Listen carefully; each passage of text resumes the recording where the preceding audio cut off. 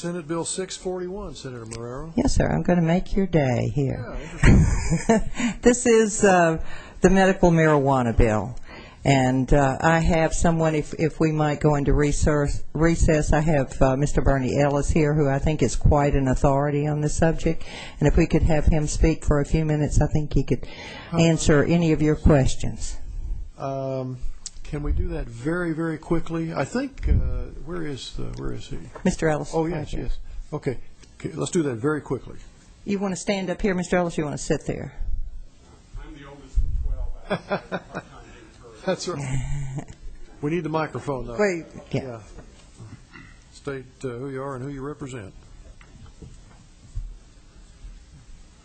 My name is Bernie Ellis. I'm here representing a national organization, Americans for Safe Access. I did prepare detailed remarks, and I'll make them available to the committee through Senator Marrero. I appreciate your indulgence. I very much appreciate that we have nurses, pharmacists, and physicians on this committee. This is a very important bill to reestablish a medical marijuana program in Tennessee. As those of you who've been in the legislature a while remember, we had a medical marijuana program in the state from 1983 to 92, which ran smoothly and was essentially disbanded when the federal government ceased providing the necessary medicine to Tennessee and other states. But we do have a decade's worth of experience with administering such a program. At this point, there are 12 states, most recently New Mexico, which have established medical marijuana programs. Another 10 states are actively considering these programs at this point. This is truly a nonpartisan issue. The states that have both established and those that are considering it are roughly equal, blue state and red state. I know the fellow that came to my office is a Republican. Right. Okay, that gives us a good background. Questions of... No questions. Yes, Senator Finney. I don't know whether this is this witness or the sponsor. I called some physicians that do end-of-life care, and I said, do you need medical marijuana in your practice? And I haven't found anybody that thinks they need it. So I have a statement here from the Food and Drug Administration, and it's a page long, and I won't read it unless you want me to. But it's, well, wait a minute. This is important. This is important. This is important because all of us here took an oath to uphold the Constitution of the United States. That includes all of the laws and regulations of the United States. And it is not up to us to try to do away with federal laws. Food and Drug Administration, April 20th, 2006, issued this concerning an advisory committee on the claims that smoked marijuana as a medicine. And it goes through some have claimed that it is. Marijuana is listed in Schedule 1 of the Controlled Substances Act, the most restrictive schedule. The Drug Enforcement Administration Agency, which administers the CSA, this act, continues to support that placement, and FDA concurred because marijuana met the 3 criteria for placement in Schedule 1 under 21 U.S.C. 812b1. That is, marijuana has a high potential for abuse, has no currently accepted medical use and treatment in the United States, and has a lack of accepted safe for use under medical supervision. And it goes on through here to say that they have not found any medical indication for the use of marijuana, and the official policy of the United States government says that we do not support the use of smoked marijuana for medical purposes. For these and other reasons, also the experience in states such as California, where there's been rampant abuse of the laws they have there, I'll be voting against this because I believe this is contrary to federal law, unless you can tell us why we should not follow federal law. We fought that battle back in the 1860s and lost. Senator Henry says we won. Yeah. Actually, I can respond to several of your points. The DEA's own administrative law judge, Francis Young, declared marijuana to be the most benign therapeutically active substance known to man after 2 years of hearings. That was a DEA administrative law judge who made that decision. The second point is that every federal commission since the presidency of Richard Nixon has recommended reclassifying marijuana from Schedule I to a more benign schedule where it could be considered for medicine.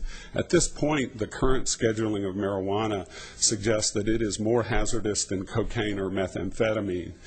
Any physician, nurse, or policeman on the street knows better. So those are two responses. Thank you. Senator McNally. I was the one that actually repealed the medical marijuana statute that we had on the books, and the reason why, it's fairly simple: nobody was using it. There is a product that contains the active ingredient in marijuana that we regularly use in a hospital setting, and I think it's used also in hospice. It's called Marinol, but it has the active ingredient THC, and it's in a dosage form that the physician can titrate to the patient. You give them a marijuana cigarette, you don't know how much THC is in the cigarettes.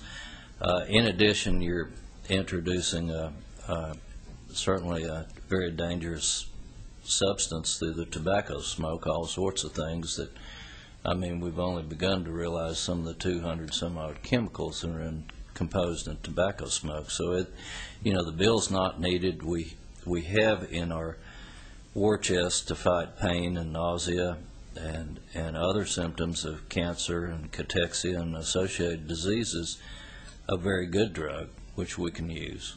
And I would consider, a marijuana joint a very poor substitute for that drug. Thank you, Senator McNally. We're back in session. Senator Marrero, I think the House turned this into a study resolution. Do you have an amendment to that effect?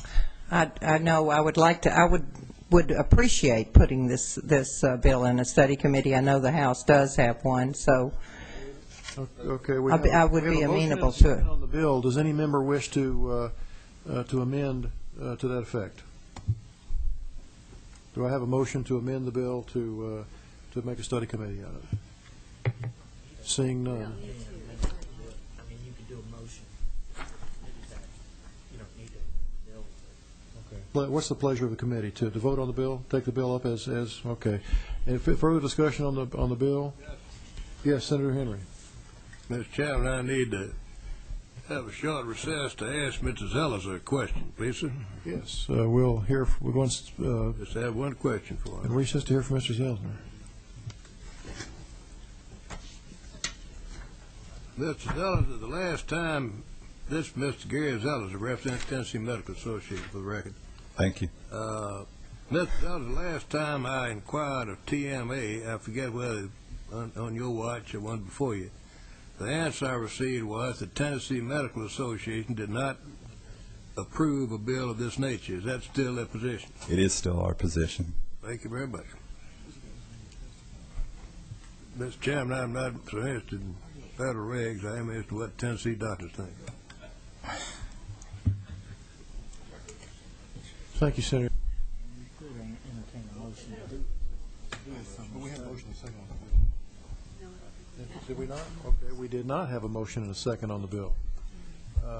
Mr. Chairman, there's not a better sponsor and somebody I'd like to help more.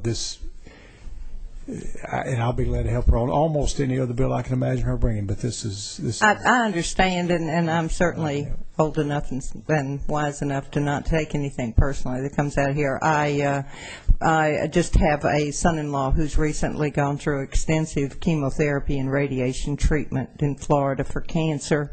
I've watched two of my very, very close friends die of cancer and taken them to their chemotherapy, and I'm just a great believer in doing anything humanly possible that alleviates any pain and suffering from anybody that is dealing with these horrible, dreadful diseases. I have a good friend that has MS that I think could be helped by this.